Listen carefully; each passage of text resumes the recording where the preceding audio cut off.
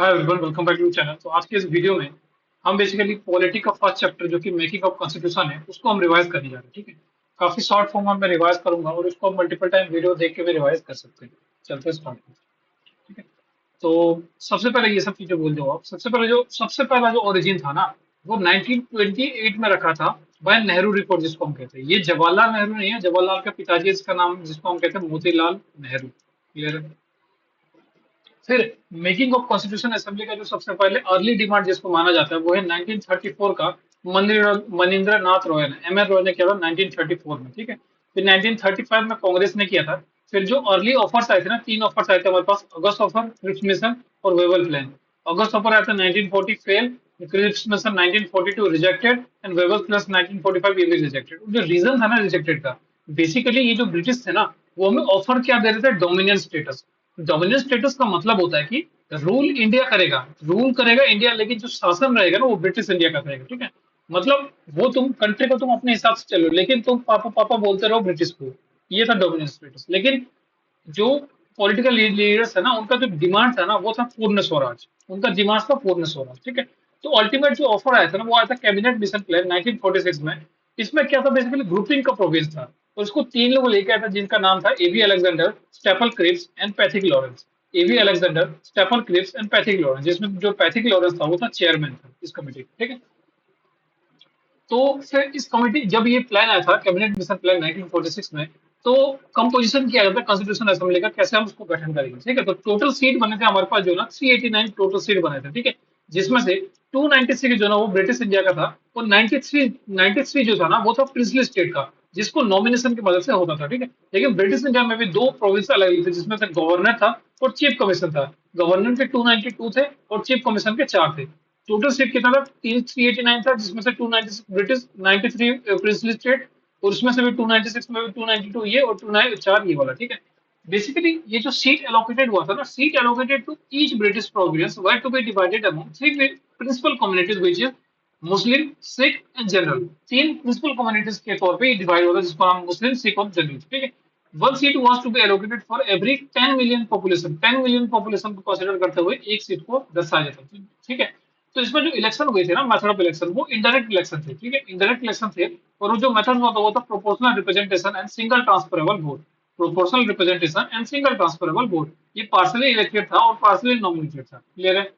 ठीक है, तो इलेक्शन हुआ था हमारे पास जुलाई अगस्त 1946 में, और उसका जब रिजल्ट आया था ना, तो इंडियन नेशनल कांग्रेस जो था ना उसको 200 238 सीट मिले थे, और मुस्लिम लीग को 73, और इंडिपेंडेंस जो थे वो 15 थे। ठीक है, अब मुस्लिम लीग को ना यहाँ से पता चल गया कि भाई इसका जो ना दाल यहाँ पे नहीं गलने वाला है। ठीक है, तो उन्होंने हालांकि बॉयकॉट नहीं किया, लेकिन बाद में बॉयकॉट किया। क्या हुआ? फिर जब ये सब सीट ये हुआ ना, फिर हमारे पास इंटरिम गवर्नमेंट बनाया गया था। हालांकि देखो, कॉन्स्टिट्यूशन अभी नहीं बनी थी, लेकिन 3 साल बाद बनी थी, लेकिन उसके बीच में कुछ संभालने के लिए कोई तो इंटरिम गवर्नमेंट होना चाहिए ना, तो उसके लिए इंटरिम गवर्नमेंट बनाया गया था। ठीक है, ऐसा होता ना कि जैसे कि कोई अगर प्रिंसिपल है, ठीक है, कोई नया प्रिंसिपल आया था स्कूल में, तो ऐसा तो नहीं ना कि भाई प्रिंसिपल छोड़ के चला गया, वो आ गया। प्रिंसिपल आके उसको बताता है कि भाई ये मैटर है, ये टीचर है, ये इसको डील करते हैं, ये कमीशन, ये फाइनेंस वाला, ये डिफेंस ये वाला है। तो धीरे धीरे छोड़ा जाता है। तो उसी प्रकार से ब्रिटिश भी छोड़ने के लिए इंटरिम गवर्नमेंट बनाया गया था, जिसमें प्रेसिडेंट थे हमारे पास वेबल थे, जो बाद में माउंटबेटन हो गए थे। और पीएम थे यूके के क्लीमेंट अटली, और कमांडर इन चीफ थे सी लॉर्डे ओचिन्ने। ठीक है, और वाइस प्रेसिडेंट थे इसमें जवाहरलाल नेहरू। होम अफेयर्स के संभाल रहे थे सरदार वल्लभ भाई पटेल। एग्रीकल्चर संभाल रहे थे अपने पास राजेंद्र प्रसाद। डिफेंस संभाल रहे थे हमारे पास बलदेव सिंह, जो कि इंडियन नेशनल कांग्रेस से थे। और कॉमर्स संभाल रहे थे हमारे पास इब्राहिम इस्माइल, जो कि मुस्लिम लीग से थे। और फाइनेंस संभाल रहे थे लियाकत अली खान, जो कि मुस्लिम लीग से थे। ठीक है, तो कॉमर्स और फाइनेंस, कॉमर्स के थे हमारे पास इब्राहिम इस्माइल, जो कि मुस्लिम लीग से थे। और फाइनेंस में थे लियाकत अली खान, जो कि मुस्लिम लीग से थे। इनको भी इसमें भाग दिया गया था, लेकिन फिर भी मुस्लिम लीग का अलग ही चौड़ था कि भाई नहीं, हमें तो पार्टीशन चाहिए, पार्टीशन चाहिए, पार्टीशन चाहिए। तो उन्होंने फिर बॉयकॉट किया था, और कोलकाता में बहुत ज्यादा मारकाट किया था, जिसकी वजह से उनको पार्टीशन दे दिया गया था। और जो सीट बची थी बाद में 299, वो पर्टिकुलरली इंडिया का था और अपने पार्टीशन। ठीक है, फिर क्या हुआ कि कॉन्स्टिट्यूशन असेंबली का वर्किंग किया गया था। फर्स्ट सेशन हुआ था 9 दिसंबर 1946 में। इसमें मुस्लिम लीग जा चुका है। ठीक है, मुस्लिम लीग जा चुका, अपना अलग बना चुका, पार्टीशन हो चुका है। ठीक है, पाकिस्तान अपना जो बांग्लादेश से अलग हो चुका है। अब इंडिया की बारी है, ये इंडिया बना रहा है अपने घर के अंदर। ठीक है, तो फर्स्ट सेशन हुए थे 9 दिसंबर 1946 को, जिसमें 211 मेंबर ने अटेंड किया था। और इसमें इंटरिम प्रेसिडेंट बनाया गया था सचिदानंद सिन्हा को। और परमानेंट प्रेसिडेंट बनाया गया था राजेंद्र प्रसाद को। और वाइस प्रेसिडेंट इसमें एस ए मुखर्जी, और वीटी कृष्णमाचारी, ध्यान रखना टीटी कृष्णमाचारी अलग है। टीटी कृष्णमाचारी जो है ना वो ड्राफ्टिंग कमेटी के मेंबर थे, लेकिन वीटी कृष्णमाचारी वो वाइस प्रेसिडेंट थे कॉन्स्टिट्यूशन असेंबली के, ध्यान रखना। तो अपना जो बेसिकली जो कॉन्स्टिट्यूशन असेंबली बना था ना वो लॉ मेकिंग बॉडी के तौर पे अभी एक्ट हुआ था, जिसमें प्रेसिडेंट थे अपने पास जीवी मावलंकर, ठीक है। और कॉन्स्टिट्यूशन और लीगल एडवाइजर थे अपने पास बी एन राव, ठीक है। ये कुछ कुछ वर्किंग हुए थे, ये कुछ ज्यादा नहीं है। ऑब्जेक्टिव रेजोल्यूशन लाया गया था 13 दिसंबर 1946 को, बाय प्रेजेंट किया गया था बाय जवाहरलाल नेहरू, जिसको अडॉप्टेड किया गया था 22 जनवरी 1947 को, इसको अडॉप्टेड किया गया था, बहुत ज्यादा इंपॉर्टेंट। 13 दिसंबर 1946 को प्रेजेंट किया गया था by Jawaharlal Nehru objective resolution, जो कि बाद में प्रियम्बल का रूप लेता है, ठीक है। कि संविधान कैसे होना चाहिए, उसका उद्देश्य क्या है, उसका ऑब्जेक्टिव क्या है। तो वो सब ऑब्जेक्टिव रेजोल्यूशन में क्या था, जो कि बाद में प्रियम्बल के रूप में ले लिया, ठीक है। 13 दिसंबर 1946 को प्रेजेंट किया था बाय जवाहरलाल नेहरू, और उसको अडॉप्ट किया गया था 22 जनवरी 1947, ठीक है। और ये कुछ इंपॉर्टेंट सेशन से आप याद कर लेना अगर करना चाहो तो, बाकी ऐसा कोई लोड लेने की जरूरत नहीं है। ड्राफ्टिंग कमेटी की बात करें तो ड्राफ्टिंग कमेटी को सेटअप किया गया था 1947 में, 29 अगस्त 1947 के।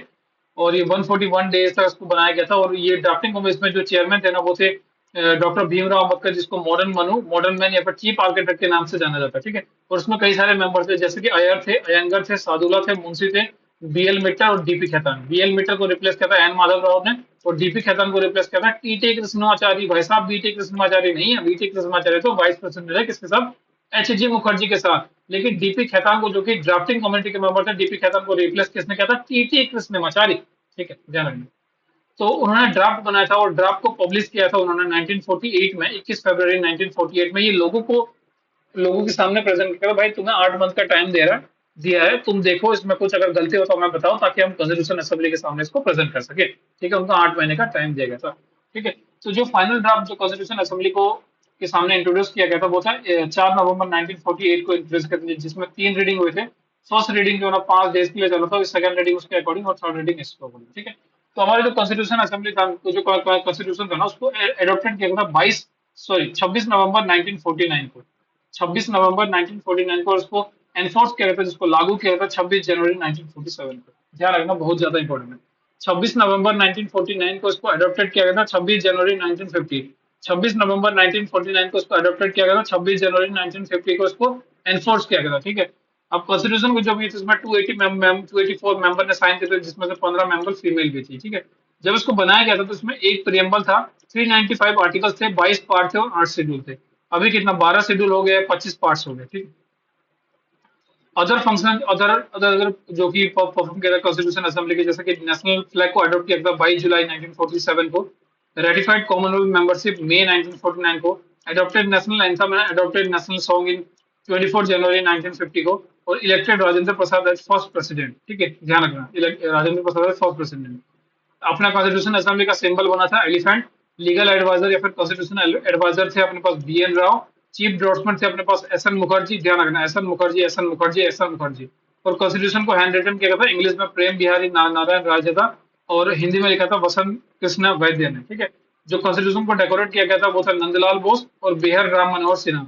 नंदलाल बोस और बिहार राम मनोहर सिन्हा। और जो फर्स्ट स्पीकर ऑफ लोकसभा बने थे वो थे जीबी मावलंकर। अब कुछ कुछ कमेटी बने थे, मेजर कमेटी, माइनर कमेटी। इसमें मेजर कमेटी था ना, उसमें से अगर कहीं भी तुम्हें यूनियन या फिर स्टेट दिखे ना तो तुम सीधा जवाहरलाल नेहरू को मार्क करना। अगर ड्राफ्टिंग कमेटी के कौन हेड था, बी आर अम्बेडकर थे। स्टेयरिंग कमेटी, ध्यान रखनी है, जो राजेंद्र प्रसाद था उसको हमने प्रेसिडेंट बनाया था। अब जो प्रेसिडेंट है भाई वही तो हेड है ना, उसको वो रूल्स ऑफ प्रोसीजर डिसाइड करेगा, वो स्टेयरिंग संभालेगा, गाड़ी का स्टेयरिंग वही संभालेगा ना। कौन सा अपने पास, राजेंद्र प्रसाद और Rajendra Prasad, rules of procedure, ठीक है। अगर प्रोविजनल प्रोविजनल सर्टिफिकेट बनाते थे अपने पास, प्रोविजनल प्रोविजनल याद कर लेना, ठीक है। ऐसा कुछ वो नहीं है कि भाई सरदार पटेल प्रोविजनल सर्टिफिकेट बनाते थे, ठीक है।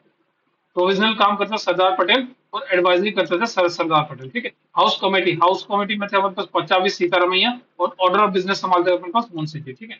ध्यान रखना Gandhi ji was not a part of the constitution assembly, very important, Gandhi ji was not a part of constitution assembly.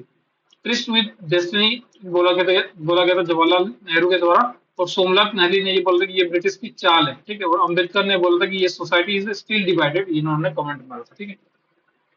तो ये थे पूरा अपना मेकिंग ऑफ कॉन्स्टिट्यूशन का पूरा चैप्टर। आपको इसको 2 से 3 बार रिवाइज करना है, 2 से 3 बार वीडियो को देखना, देख सकते हो 3 से 4 बार देखना, पूरा आपका सब कुछ क्लियर हो जाएगा। Thank you very much. Like subscribe कर देना, मिलते हैं आपको न्यू वीडियो के साथ। तब तक के लिए जय हिंद, जय भारत।